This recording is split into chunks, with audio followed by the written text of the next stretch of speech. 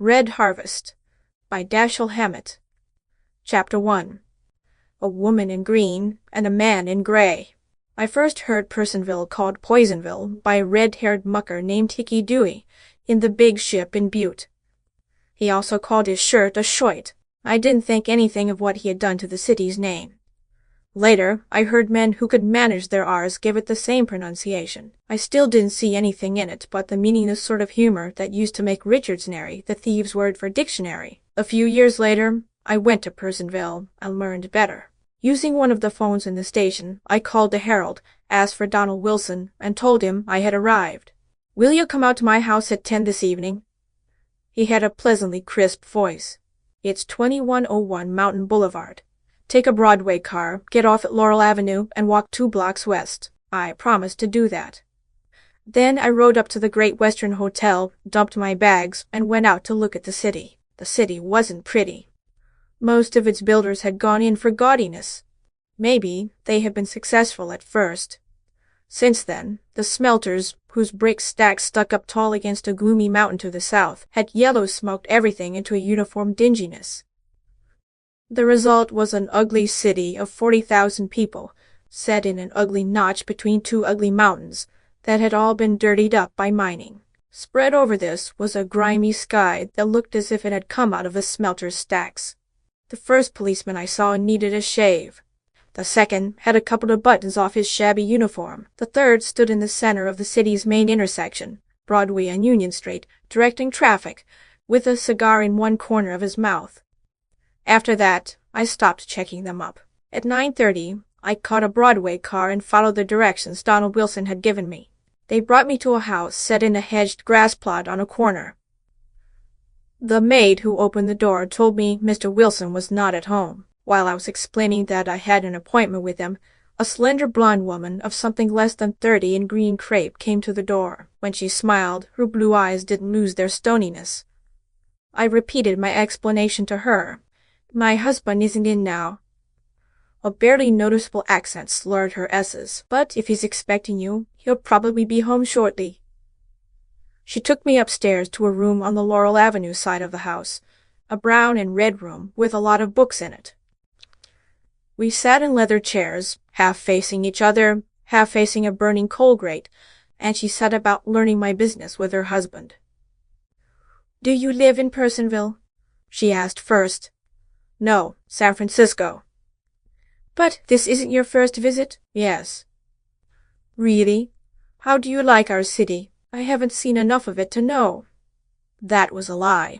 I had. I got in only this afternoon. Her shiny eyes stopped prying while she said, "You'll find it a dreary place." She returned to her digging with, "I suppose all mining towns are like this. Are you engaged in mining?" "Not just now." She looked at the clock on the mantel and said, "It's inconsiderate of Donald to bring you out here and then keep you waiting at this time of night, long after business hours." I said that was all right. "Though perhaps it isn't a business matter," she suggested. I didn't say anything. She laughed, a short laugh with something sharp in it. "I'm really not ordinarily so much of a busybody as you probably think," she said gaily. "But you're so excessively secretive that I can't help being curious. You aren't a bootlegger, are you? Donald changes them so often." I let her get whatever she could out of a grin. A telephone bell rang downstairs. Mrs. Wilson stretched her green slipper feet out toward the burning coal and pretended she hadn't heard the bell. I didn't know why she thought that was necessary. She began, "I'm afraid I'll and stopped to look at the maid in the doorway. The maid said Mrs. Wilson was wanted at the phone.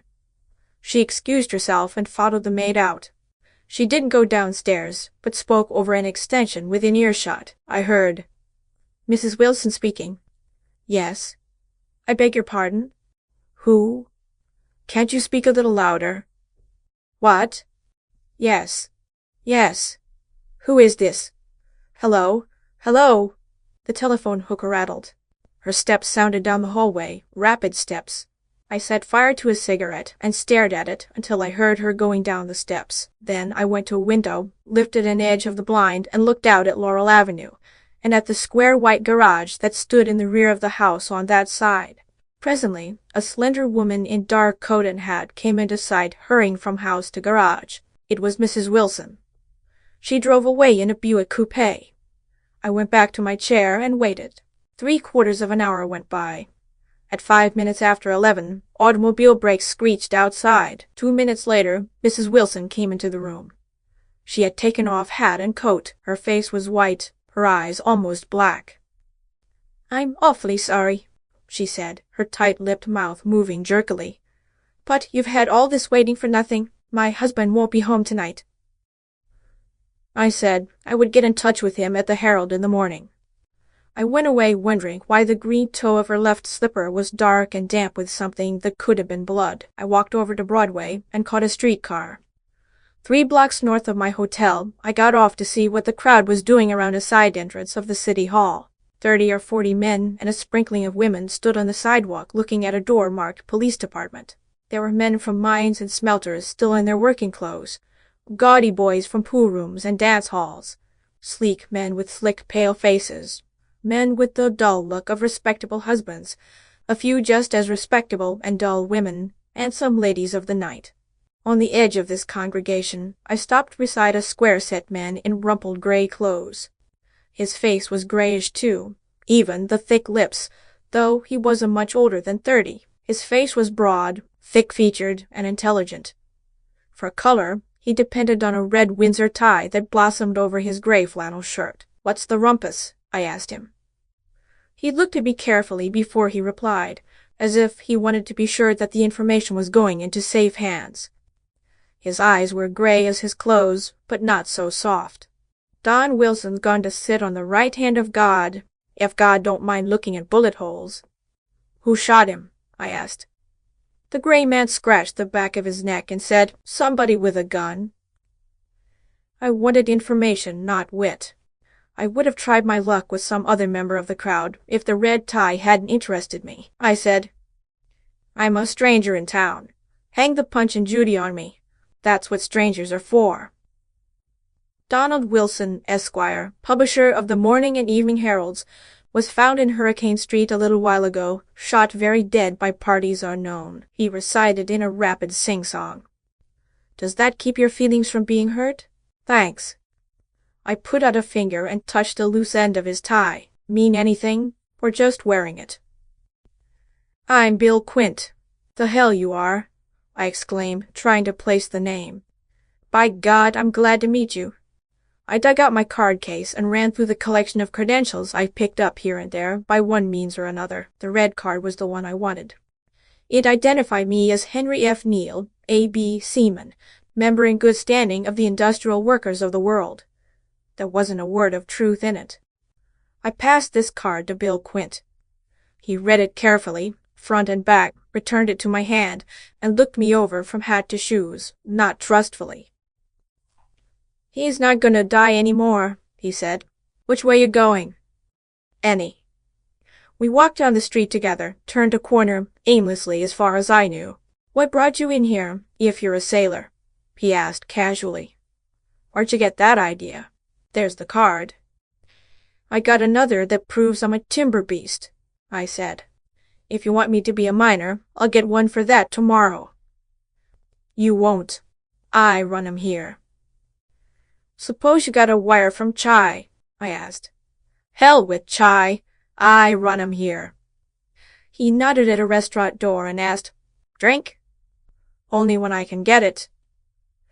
We went through the restaurant, up a flight of steps, and into a narrow second-story room with a long bar and a row of tables. Bill Quint nodded and said, "Hello," to some of the boys and girls at tables and bar, and steered me to one of the green curtain booths that lined the wall opposite the bar. We spent the next 2 hours drinking whiskey and talking.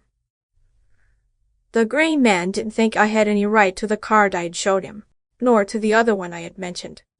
He didn't think I was a good wobbly. As chief muck-and-a-muck of the IWW in Poisonville, he considered it his duty to get the lowdown on me, and not to let himself be pumped about radical affairs while he was doing it. That was all right with me. I was interested in Poisonville affairs. He didn't mind discussing them between casual pokings into my business with the red cards. What I got out of him amounted to this. For 40 years, old Elihu Wilson, father of the man who had been killed this night, had owned Poisonville, heart, soul, skin, and guts. He was president and majority stockholder of the Poisonville Mining Corporation, ditto of the First National Bank, owner of the Morning Herald and Evening Herald, the city's only newspapers, and at least part owner of nearly every other enterprise of any importance. Along with these pieces of property, he owned a United States senator, a couple of representatives, the governor, the mayor, and most of the state legislature. Elihu Wilson was Poisonville, and he was almost the whole state. Back in the war days, the IWW, in full bloom then throughout the West, had lined up the Poisonville Mining Corporation's help. The help hadn't been exactly pampered. They used their new strength to demand the things they wanted. Old Elihu gave them what he had to give them, and bided his time. In 1921, it came. Business was rotten. Old Elihu didn't care whether he shut down for a while or not. He tore up the agreements he had made with his men and began kicking them back into their pre-war circumstances. Of course, the help yelled for help. Bill Quint was sent out from IWW headquarters in Chicago to give them some action. He was against a strike, an open walkout. He advised the old sabotage racket, staying on the job and gumming things up from the inside. But that wasn't active enough for the Poisonville crew. They wanted to put themselves on the map, make labor history. They struck. The strike lasted 8 months. Both sides bled plenty. The Wobblies had to do their own bleeding. Old Elihu hired gunmen, strikebreakers, National Guardsmen, and even parts of the regular army to do his. When the last skull had been cracked, the last rib kicked in, organized labor in Poisonville was a used firecracker. But, said Bill Quint, old Elihu didn't know his Italian history. He won the strike, but he lost his hold on the city and the state. To beat the miners, he had to let his hired thugs run wild. When the fight was over, he couldn't get rid of them. He had given his city to them, and he wasn't strong enough to take it away from them. Poisonville looked good to them, and they took it over. They had won his strike for him, and they took the city for their spoils. He couldn't openly break with them. They had too much on him. He was responsible for all they had done during the strike. Bill Quinn and I were both fairly mellow by the time we had got this far. He emptied his glass again, pushed his hair out of his eyes, and brought his history up to date.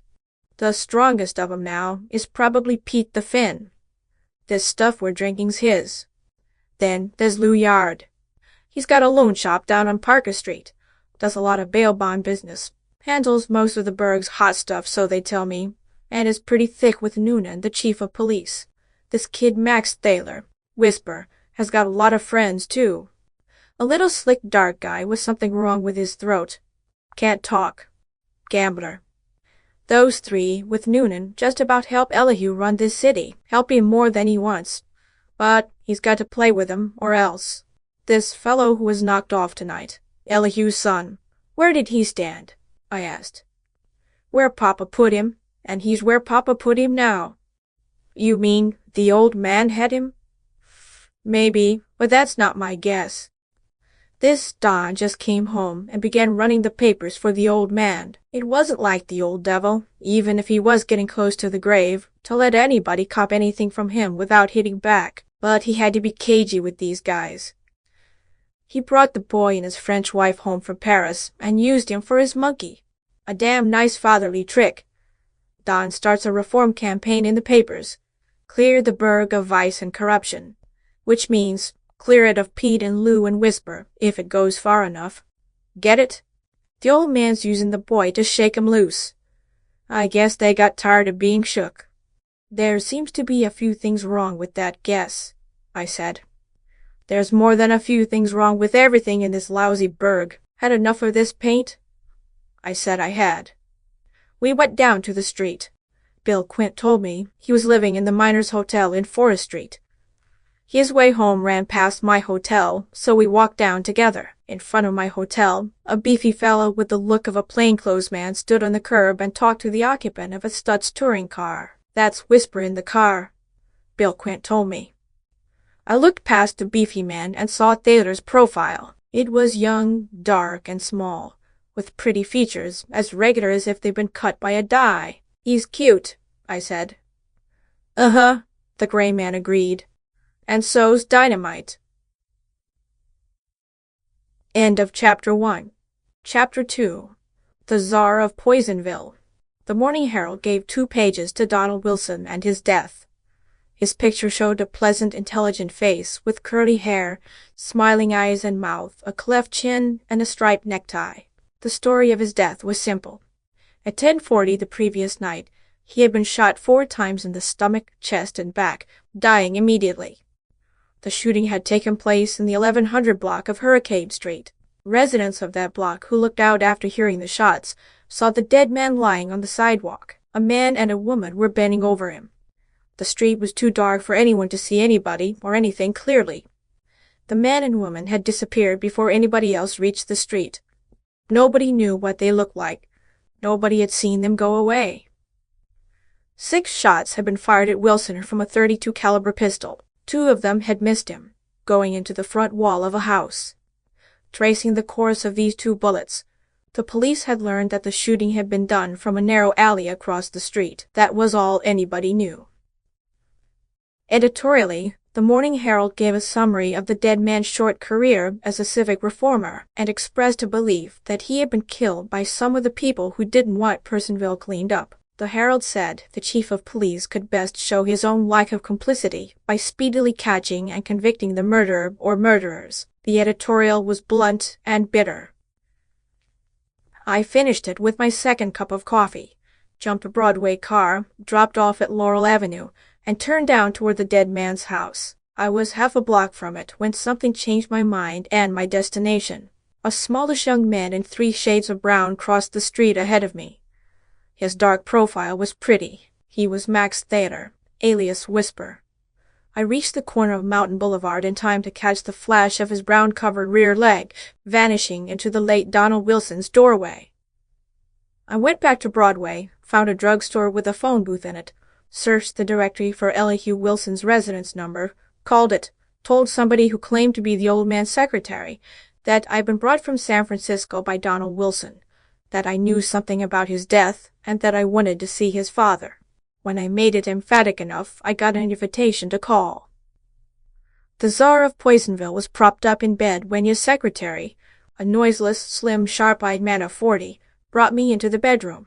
The old man's head was small and almost perfectly round under its close-cut crop of white hair. His ears were too small and plastered too flat to the sides of his head to spoil the spherical effect. His nose also was small, carrying down the curve of his bony forehead. Mouth and chin were straight lines, chopping the sphere off. Below them, a short, thick neck ran down into white pajamas between square, meaty shoulders. One of his arms was outside the covers, a short, compact arm that ended in a thick-fingered, blunt hand. His eyes were round, blue, small, and watery. They looked as if they were hiding behind the watery film under the bushy white brows only until the time came to jump out and grab something. He wasn't the sort of man whose pocket you try to pick unless you had a lot of confidence in your fingers. He ordered me into a bedside chair with a 2-inch jerk of his round head, chased the secretary away with another, and asked, "What's this about my son?" His voice was harsh. His chest had too much and his mouth too little to do with his words for them to be very clear.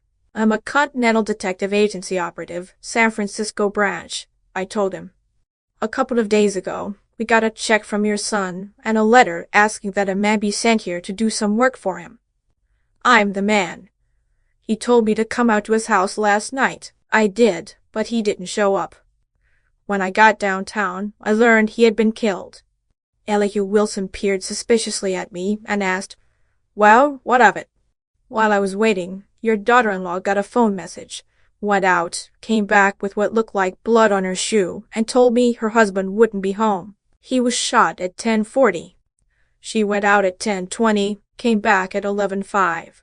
The old man sat straight up in bed and called young Mrs. Wilson a flock of things. When he ran out of words of that sort, he still had some breath left. He used it to shout at me, "Is she in jail?" I said I didn't think so. He didn't like her not being in jail. He was nasty about it. He bawled a lot of things I didn't like, winding up with, "What the hell are you waiting for?" He was too old and too sick to be smacked. I laughed and said, For evidence? Evidence? What do you need? Don't be a chump, I interrupted his bawling. Why should she kill him? Because she's a French hussy. Because she... The secretary's frightened face appeared at the door. Get out of here! The old man roared at it, and the face went. She jealous? I asked before he could go on with his shouting. And if you don't yell, maybe I'll be able to hear you anyway. My deafness is a lot better since I've been eating yeast. He put a fist on top of each hump his thighs made in the covers and pushed his square chin at me. Old as I am, and sick as I am, he said very deliberately, I've got a great mind to get up and kick your behind. I paid no attention to that, repeating, was she jealous? She was, he said, not yelling now, and domineering, and spoiled, and suspicious, and greedy, and mean, and unscrupulous, and deceitful, and selfish, and damned bad. Altogether damned bad. Any reason for her jealousy? I hope so, he said bitterly. I'd hate to think a son of mine would be faithful to her, though likely enough he was. He'd do things like that. But you don't know any reason why she should have killed him? Don't know any reason? He was bellowing again. Haven't I been telling you that, yeah, but none of that means anything. It's kind of childish. The old man flung the covers back from his legs and started to get out of bed. Then he thought better of it, raised his red face, and roared, Stanley! The door opened to let the secretary glide in. Throw this bastard out, his master ordered, waving a fist at me. The secretary turned to me. I shook my head and suggested, Better get help. He frowned. We were about the same age. He was weedy, nearly a head taller than I, but 50 pounds lighter. Some of my 190 pounds were fat, but not all of them. The secretary fidgeted, smiled apologetically, and went away. What I was about to say, I told the old man. I intended talking to your son's wife this morning, but I saw Max Thaler go into the house, so I postponed my visit. Elihu Wilson carefully pulled the covers up over his legs again, leaned his head back on the pillows, screwed his eyes up at the ceiling, and said, So that's the way it is it? Mean anything? She killed him. He said, certainly. That's what it means. Feet made noises in the hall, huskier feet than the secretary's. When they were just outside the door, I began a sentence. You were using your son to run a... Get out of here! The old man yelled at those in the doorway. And keep that door closed. He glowered at me and demanded, What was I using my son for? To put the knife in Thaler, Yard, and the Finn. You're a liar. I didn't invent the story. It's all over Poisonville. It's a lie. I gave him the papers. He did what he wanted with them. You ought to explain that to your playmates. They'd believe you. What they believe be damned. What I'm telling you is so. What of it? Your son won't come back to life just because he was killed by mistake, if he was. That woman killed him. Maybe. Damn you and your maybes. She did. Maybe, but the other angle has got to be looked into too. The political end. You can tell me. I can tell you that that French hussy killed him. And I can tell you that any other damn numbskull notions you've got are way off the load. But they've got to be looked into, I insisted. And you know the inside of Poisonville politics better than anyone else I'm likely to find. He was your son. The least you can do is... The least I can do, he bellowed, is tell you to get to hell back to Frisco, you and your numbskull. I got up and said unpleasantly, I'm at the Great Western Hotel. Don't bother me unless you want to talk sense for a change. I went out of the bedroom and down the stairs.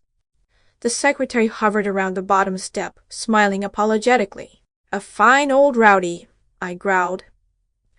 A remarkably vital personality, he murmured. At the office of the Herald, I hunted up the murdered man's secretary. She was a small girl of 19 or 20, with wide chestnut eyes, light brown hair, and a pale, pretty face. Her name was Lewis. She said she hadn't known anything about my being called to Poisonville by her employer. But then, she explained, Mr. Wilson always liked to keep everything to himself as long as he could. I don't think he trusted anybody here completely. Not you? She flushed and said, No. But of course, he had been here such a short while and didn't know any of us very well. There must have been more to it than that. Well, she bit her lip and made a row of forefinger prints down the polished edge of the dead man's desk. His father wasn't in sympathy with what he was doing. Since his father really owned the papers, I suppose it was natural for Mr. Donald to think some of the employees might be more loyal to Mr. Elihu than to him. The old man wasn't in favor of the reform campaign. Why did he stand for it if the papers were his? She bent her head to study the fingerprints she had made. Her voice was low. It's not easy to understand unless you know. The last time Mr. Elihu was taken sick, he sent for Donald, Mr. Donald. Mr. Donald had lived in Europe most of his life, you know. Dr. Pride told Mr. Elihu that he'd have to give up the management of his affairs, so he cabled his son to come home. But when Mr. Donald got here, Mr. Elihu couldn't make up his mind to let go of everything. But he wanted Mr. Donald to stay here, so he gave him the newspapers. That is, made him publisher. Mr. Donald liked that. He had been interested in journalism in Paris. When he found out how terrible everything was here, in civic affairs and so on, he started that reform campaign. He didn't know. He had been away since he was a boy. He didn't know. He didn't know his father was in it as deep as anybody else. I helped her along. She squirmed a little over her examination of the fingerprints, didn't contradict me, and went on. Mr. Elihu and he had a quarrel. Mr. Elihu told him to stop stirring things up, but he wouldn't stop. Maybe he would have stopped if he had known all there was to know. But I don't suppose it would ever have occurred to him that his father was really seriously implicated, and his father wouldn't tell him. I suppose it would be hard for a father to tell a son a thing like that. He threatened to take the papers away from Mr. Donald. I don't know whether he intended to or not, but he was taken sick again, and everything went along as it did. Donald Wilson didn't confide in you? I asked. No, it was almost a whisper. Then you learned all this where? I'm trying to help you learn who murdered him, she said earnestly. You've no right to. You'll help me most just now by telling me where you learned all this, I insisted. She stared at the desk, chewing her lower lip. I waited. Presently she said, My father is Mr. Wilson's secretary. Thanks. But you mustn't think that it's nothing to me, I assured her. What was Wilson doing in Hurricane Street last night when he had a date with me at his house? She said she didn't know. I asked her if she had heard him tell me over the phone to come to his house at 10 o'clock. She said she had. What did he do after that? Try to remember every least thing that was said and done from then until you left at the end of the day. She leaned back in her chair, shut her eyes, and wrinkled her forehead. You called up. If it was you he told to come to his house, at about 2 o'clock. After that, Mr. Donald dictated some letters, one to a paper mill, one to Senator Kiefer about some changes in post office regulations, and... Oh yes, he went out for about 20 minutes, a little before 3, and before he went, he wrote out a check. Who for? I don't know, but I saw him writing it. Where's his checkbook? Carry it with him? It's here. She jumped up, went around to the front of his desk, and tried the top drawer. Locked. I joined her, straightened out a wire clip, and with that and a blade of my knife fiddled the drawer open. The girl took out a thin, flat First National Bank checkbook. The last used stub was marked $5,000. Nothing else. No name, no explanation. He went out with this check, I said, and was gone 20 minutes. Long enough to get to the bank and back? It wouldn't have taken him more than 5 minutes to get there. Didn't anything else happen before he wrote out the check? Think. Any messages, letters, phone calls? Let's see. She shut her eyes again. He was dictating some mail, and... Oh, how stupid of me. He did have a phone call. He said, "Yes, I can be there at 10, but I shall have to hurry away." Then again he said, "Very well, at 10. That was all he said except, "Yes, yes," several times. Talking to a man or a woman. I didn't know. Think. There'd be a difference in his voice. She thought and said, "Then it was a woman." "Which of you or he, left first in the evening?" "I did." I told you my father is Mr. Elihu's secretary.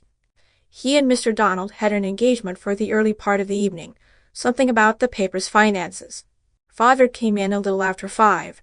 They were going to dinner together, I think. That was all the Lewis girl could give me.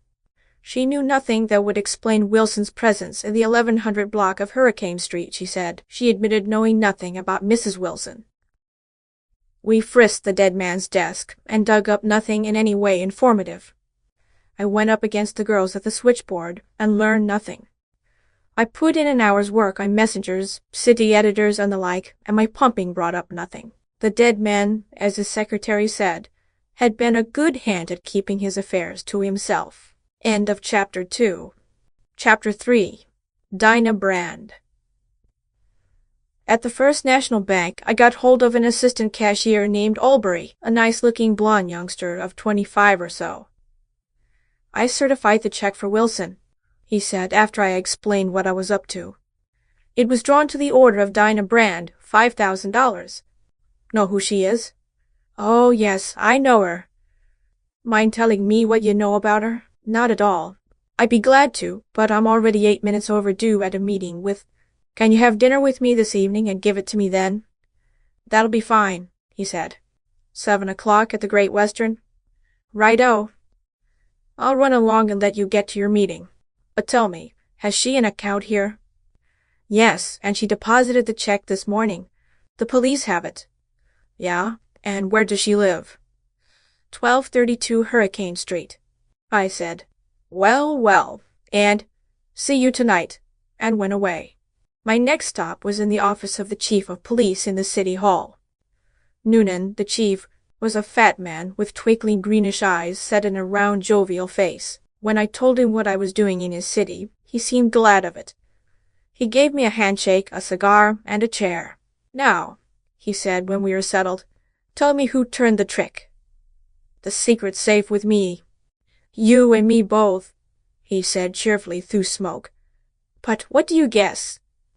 "I'm no good at guessing, especially when I haven't got the facts." "'Twon't take long to give you all the facts there is," he said.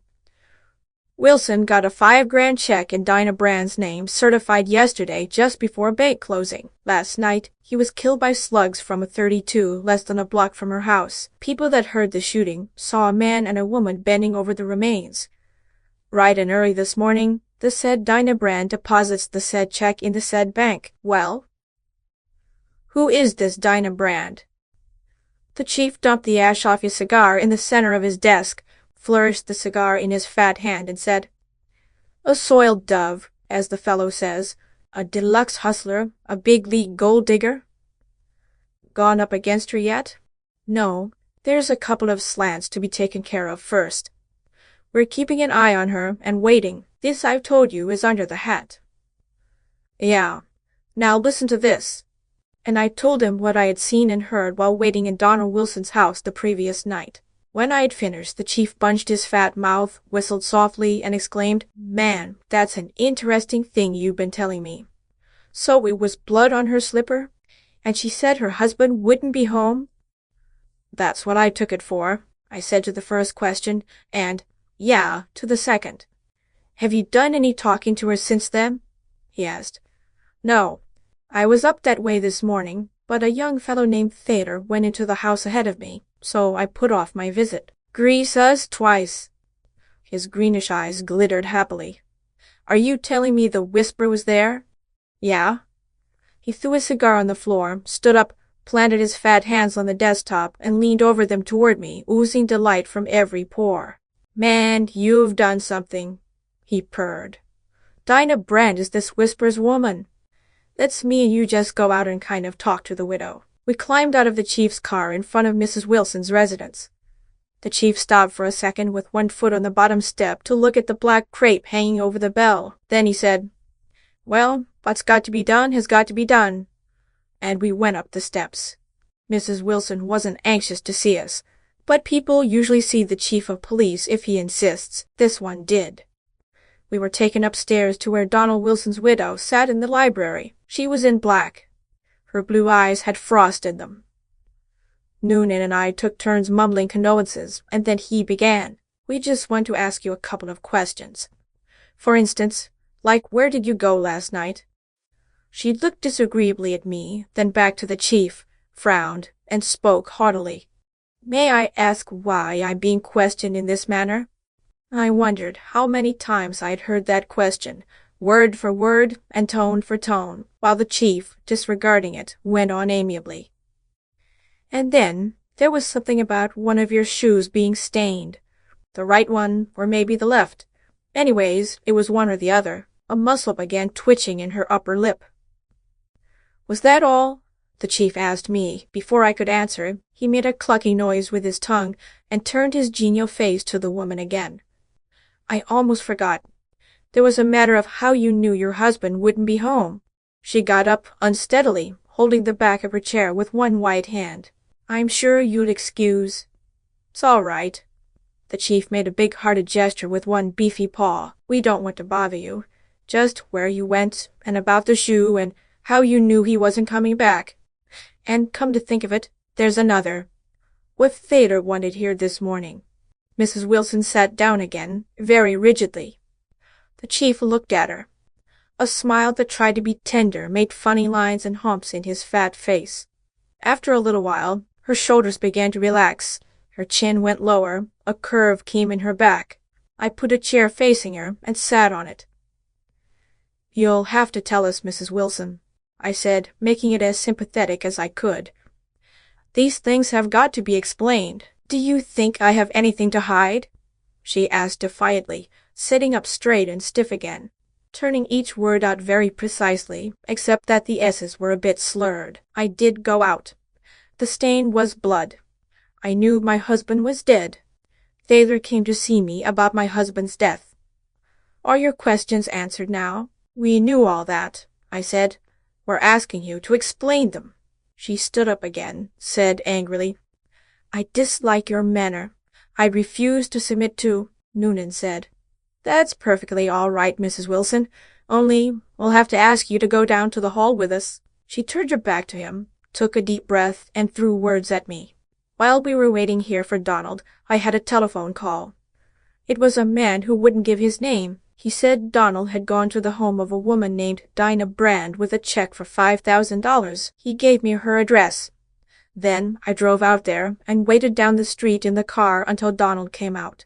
While I was waiting there, I saw Max Thaler, whom I knew by sight. He went to the woman's house, but didn't go in. He went away. Then Donald came out and walked down the street. He didn't see me. I didn't want him to. I intended to drive home, get here before he came. I had just started the engine when I heard the shots, and I saw Donald fall. I got out of the car and ran over to him. He was dead. I was frantic. Then Thaler came. He said if I were found there, they would say I killed him. He made me run back to the car and drive home." Tears were in her eyes. Through the water, her eyes studied my face, apparently trying to learn how I took the story. I didn't say anything. She asked, "Is that what you wanted?" "Practically," Noonan said. He had walked around to one side. "What did Thaler say this afternoon?" "He urged me to keep quiet." Her voice had become small and flat. "He said either or both of us would be suspected if anyone learned we were there, because Donald had been killed coming from the woman's house after giving her money." "Where did the shots come from?" the chief asked. "I don't know. I didn't see anything, except, when I looked up, Donald falling." "Did Thaler fire them?" "No," she said quickly. Then her mouth and eyes spread. She put a hand to her breast. "I don't know. I didn't think so, and he said he didn't. I don't know where he was. I don't know why I never thought he might have." "What do you think now?" Noonan asked. "He He may have. The chief winked at me, an athletic wink in which all his facial muscles took part, and cast a little farther back. And you don't know who called you up? He wouldn't tell me his name. Didn't recognize his voice? No. What kind of voice was it? He talked in an undertone, as if afraid of being overheard. I had difficulty understanding him. He whispered? The chief's mouth hung open as the last sound left it. His greenish eyes sparkled greedily between their pads of fat. Yes, a hoarse whisper. The chief shut his mouth with a click, opened it again to say persuasively, "You've heard Thaler talk." The woman started and stared big-eyed from the chief to me. "It was he," she cried. "It was he." Robert Albury, the young assistant cashier of the First National Bank, was sitting in the lobby when I returned to the Great Western Hotel. We went up to my room, had some ice water brought, used its ice to put chill in scotch, lemon juice, and grenadine, and then went down to the dining room. "Now, tell me about the lady," I said when we were working on the soup. "Have you seen her yet?" he asked. "Not yet." "But you've heard something about her?" "Only that she's an expert in her line." "She is," he agreed. "I suppose you'll see her. You'll be disappointed at first. Then, without being able to say how or when it happened, you'll find you've forgotten your disappointment, and the first thing you know, you'll be telling your life story and all your troubles and hopes." He laughed with boyish shyness. "And then you're caught, absolutely caught. Thanks for the warning. How'd you come by the information?" He grinned shamefacedly across the suspended soup spoon and confessed, "I bought it." "Then I suppose it cost you plenty. I hear she likes dinero. She's money-mad, all right, but somehow you don't mind it. She's so thoroughly mercenary, so frankly greedy, that there's nothing disagreeable about it. You'll understand what I mean when you know her." "Maybe. Mind telling me how you happened to part with her?" "No, I don't mind. I spent it all, that's how." "Cold-blooded like that?" His face flushed a little. He nodded. "You seem to have taken it well," I said. "There was nothing else to do." The flush in his pleasant young face deepened, and he spoke hesitantly. "It happens I owe her something for it. I'm going to tell you this. I want you to see this side of her. I had a little money. After that was gone, you must remember I was young and head over heels. After my money was gone, there was the banks. You don't care whether I had actually done anything or was simply thinking about it. Anyway, she found it out. I never could hide anything from her, and that was the end." "She broke off with you?" "Yes, thank God. If it hadn't been for her, you might be looking for me now, for embezzlement. I owe her that." He wrinkled his forehead earnestly. "You won't say anything about this. You know what I mean. But I wanted you to know she has her good side, too. You'll hear enough about the other." "Maybe she has. Or maybe it was just that she didn't think she'd get enough to pay for the risk of being caught in a jam." He turned this over in his mind, and then shook his head. "That may have had something to do with it, but not all. I gathered she was strictly pay-as-you-enter." "How about Dan Rolfe?" he asked. "Who's he?" "He's supposed to be her brother or half-brother or something of the sort. He isn't. He's a down-and-outer, TB. He lives with her. She keeps him. She's not in love with him or anything. She simply found him somewhere and took him in. Any more?" "There was that radical chap she used to run around with. It's not likely she got much money out of him." "What radical chap?" "He came here back during the strike. Quint is his name." "So he was on her list? That's supposed to be the reason he stayed here after the strike was over." "So he's still on her list?" "No. She told me she was afraid of him.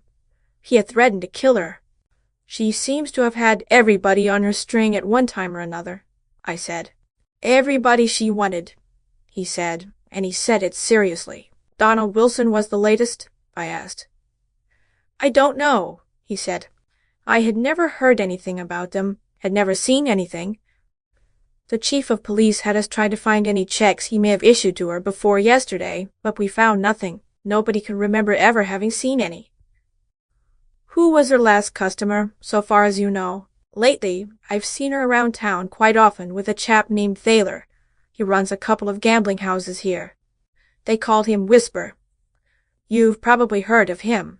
At 8:30, I left Young Albury and set out for the Miners' Hotel in Forest Street. Half a block from the hotel, I met Bill Quint. "Hello," I hailed him. "I was on my way down to see you."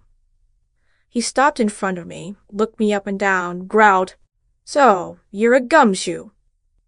"That's the bunk," I complained. "I come all the way down here to rope you, and you're smarted up." "What do you want to know now?" he asked. "About Donald Wilson. You knew him, didn't you?" "I knew him." "Very well?" "No." "What did you think of him?" He pursed his gray lips, by forcing breath between them, made a noise like a rag tearing, and said, "A lousy liberal." "You know Dinah Brand?" I asked. "I know her." His neck was shorter and thicker than it had been. "Think she killed Wilson?" "Sure, it's a kick in the pants." "Then you didn't." "Hell yes," he said. "The pair of us together. Got any more questions?" "Yeah, but I'll save my breath. You'd only lie to me." I walked back to Broadway, found a taxi, and told the driver to take me to 1232 Hurricane Street. End of Chapter 3. Chapter 4. Hurricane Street.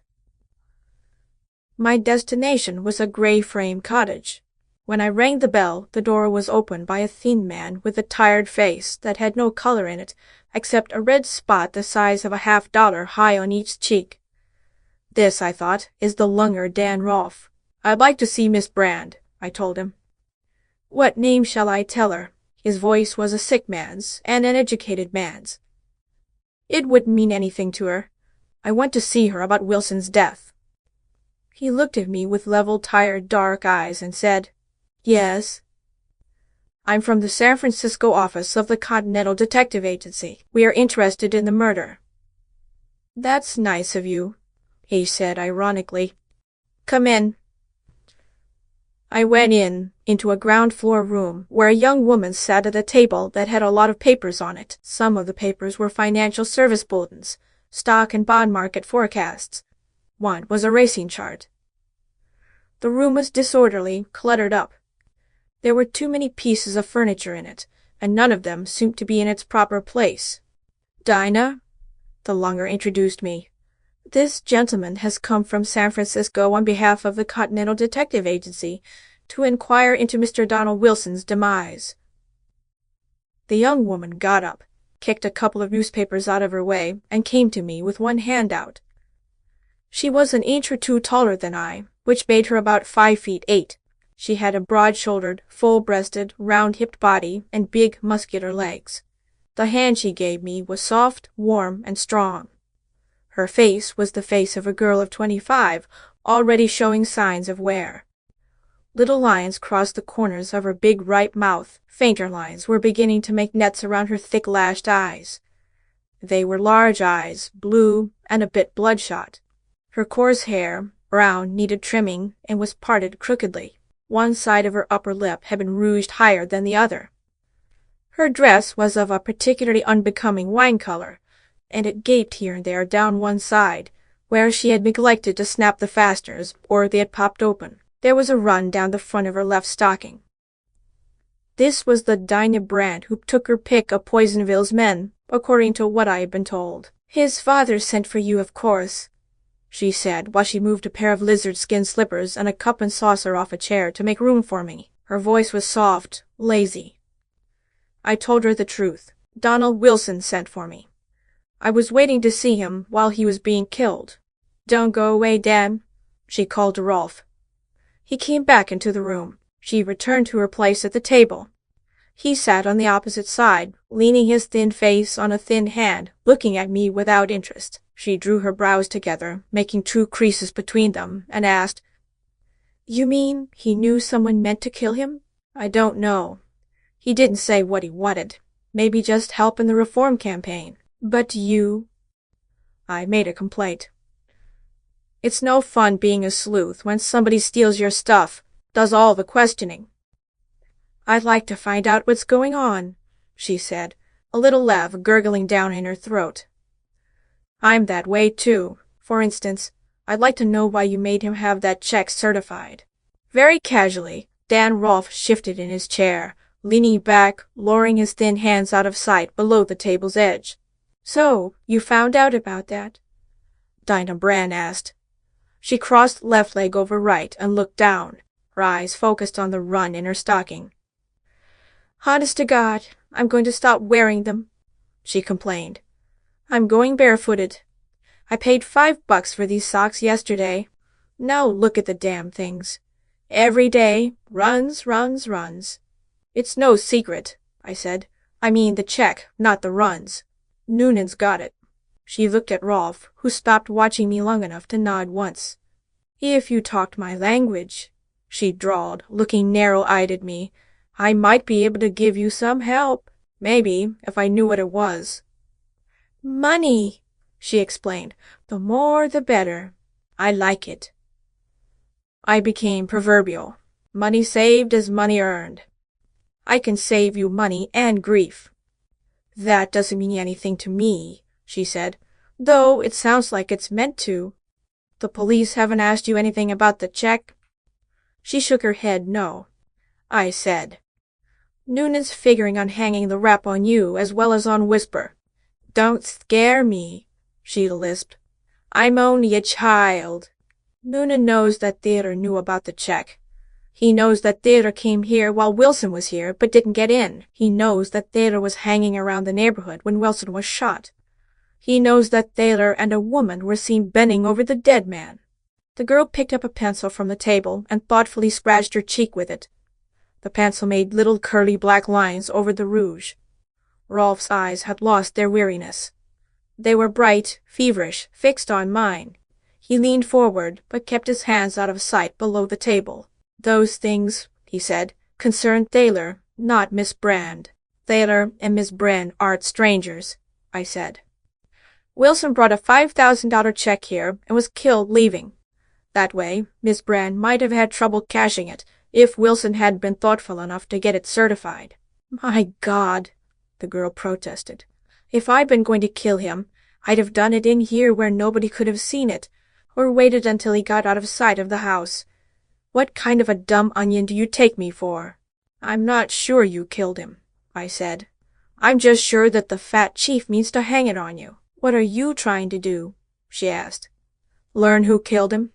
Not who could have or might have, but who did. I could give you some help, she said, but there'd have to be something in it for me. Safety, I reminded her, but she shook her head. I mean, it would have to get me something in a financial way. It'd be worth something to you, and you ought to pay something, even if not a fortune. Can't be done. I grinned at her. Forget the bankroll and go in for charity. Pretend I'm Bill Quint. Dan Rolfe started up from his chair, lips white as the rest of his face. He sat down again when the girl laughed, a lazy, good-natured laugh. He thinks I didn't make any profit out of Bill, Dan. She leaned over and put a hand on my knee. Suppose you knew far enough ahead that a company's employees were going to strike, and when, and then far enough ahead when they were going to call the strike off. Could you take that info and some capital to the stock market and do yourself some good playing with the company's stock? You bet you could, she wound up triumphantly. So don't go around thinking that Bill didn't pay his way. You've been spoiled, I said. What in the name of God's the use of being so tight? She demanded. It's not like it had to come out of your pocket. You've got an expense account, haven't you? I didn't say anything. She frowned at me, at the run in her stocking, and at Rolfe. Then she said to him, Maybe he'd loosen up if he had a drink. The thin man got up and went out of the room. She pouted at me, prodded my shin with her toe, and said, It's not so much the money. It's the principle of the thing. If a girl's got something that's worth something to somebody, she's a boob if she doesn't collect. I grinned. Why don't you be a good guy? She begged. Dan Rolfe came in with a siphon, a bottle of gin, some lemons, and a bowl of cracked ice. We had a drink apiece. The lunger went away. The girl and I wrangled over the money question while we had more drinks. I kept trying to keep the conversation on Thaler and Wilson. She kept switching it to the money she deserved. It went on that way until the gin bottle was empty. My watch said 1:15. She chewed a piece of lemon peel and said for the 30th or 40th time, "It won't come out of your pocket. What do you care?" "It's not the money," I said. "It's the principle of the thing." She made a face at me and put her glass where she thought the table was. She was 8 inches wrong. I don't remember if the glass broke when it hit the floor or what happened to it. I do remember that I was encouraged by her missing the table. "Another thing," I opened up a new argumentative line. "I'm not sure I really need whatever you can tell me. If I have to get along without it, I think I can." "It'll be nice if you can, but don't forget, I'm the last person who saw him alive, except whoever killed him." "Wrong," I said. "His wife saw him come out, walk away, and fall." "His wife?" "She was sitting in a coupe down the street." "How did she know he was here?" "She says Thaler phoned her that her husband had come here with the check." "You're trying to kid me," the girl said. "Max couldn't have known it. I'm telling you what Mrs. Wilson told Noonan and me." The girl spit what was left of the lemon peel out on the floor, further disarranged her hair by running her fingers through it, wiped her mouth with the back of her hand, and slapped the table. "All right, Mr. Know-it-all," she said. "I'm going to play with you. You can think it's not going to cost you anything, but I'll get mine before we're through." "You think I won't?" she challenged me, peering at me as if I were a block away. This was no time to revive the money argument, so I said, "I hope you do." I think I said it 3 or 4 times, quite earnestly. "I will. Now listen to me. You're drunk, and I'm drunk, and I'm just exactly drunk enough to tell you anything you want to know. That's the kind of girl I am. If I like a person, I'll tell them anything they want to know. Just ask me. Go ahead. Ask me." I did. "What did Wilson give you $5,000 for?" "For fun." She leaned back to laugh. Then, "Listen, he was hunting for scandal. I had some of it, some affidavits and things that I thought might be good for a piece of change some day. I'm a girl that likes to pick up a little jack when she can. So I had put these things away.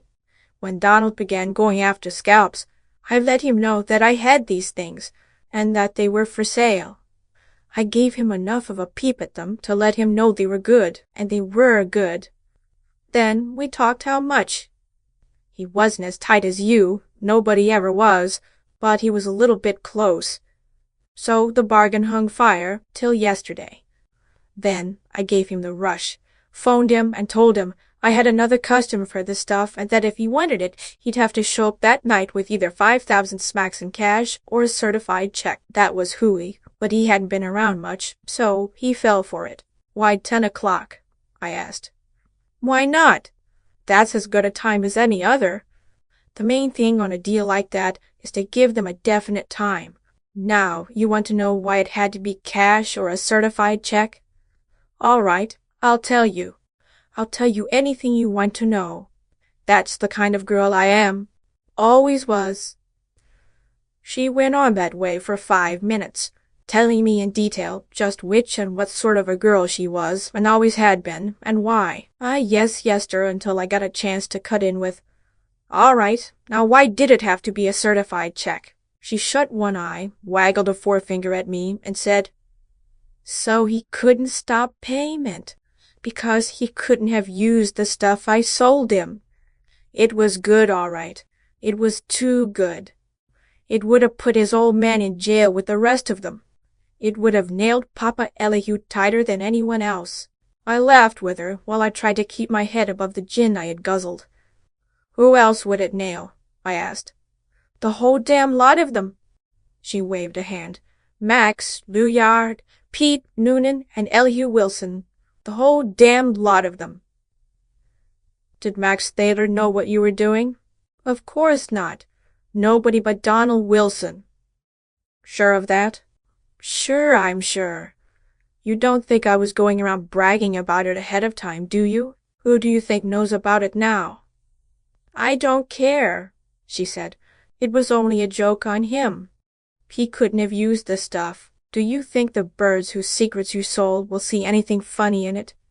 Nunes tried to hang the killing on you and Thaler. That means he found the stuff in Donald Wilson's pocket.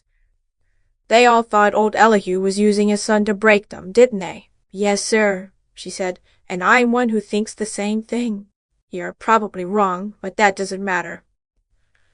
If Noonan found the things you sold Donald Wilson in his pocket and learned you had sold them to him, why shouldn't he add that up to mean that you and your friend Thaler had gone over to old Elihu's side? He can see that old Elihu would be hurt as much as anybody else. What was this junk you sold him? They built a new city hall 3 years ago, she said, and none of them lost any money on it. If Noonan got the papers, he'll pretty soon find out that they tied as much on old Elihu or more than on anybody else. That doesn't make any difference. He'll take it for granted that the old man had found an out for himself.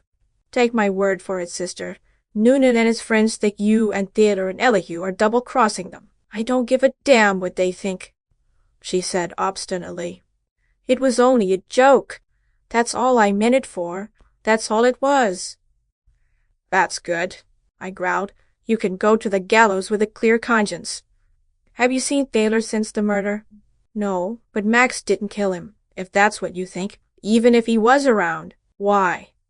Lots of reasons. First place, Max wouldn't have done it himself. He'd have somebody else do it, and he'd have been way off with an alibi nobody could shake. Second place, Max carries a .38, and anybody he sent to do the job would have had that much gun or more. What kind of a gunman would use a .32? Then, who did it? I've told you all I know, she said. I've told you too much. I stood up and said, No, you've told me just exactly enough. You mean you think you know who killed him? Yeah, though there's a couple of things I'll have to cover before I make the pinch. Who? She stood up, suddenly almost sober, tugging at my lapels. Tell me who did it. Not now. Be a good guy. Not now. She let go of my lapels, put her hands behind her, and laughed in my face. All right, keep it to yourself, and try to figure out which part of what I told you is the truth, I said. Thanks for the part that is anyhow, and for the gin. And if Max Thaler means anything to you, you ought to pass him the word that Noonan's trying to rib him. End of chapter 4.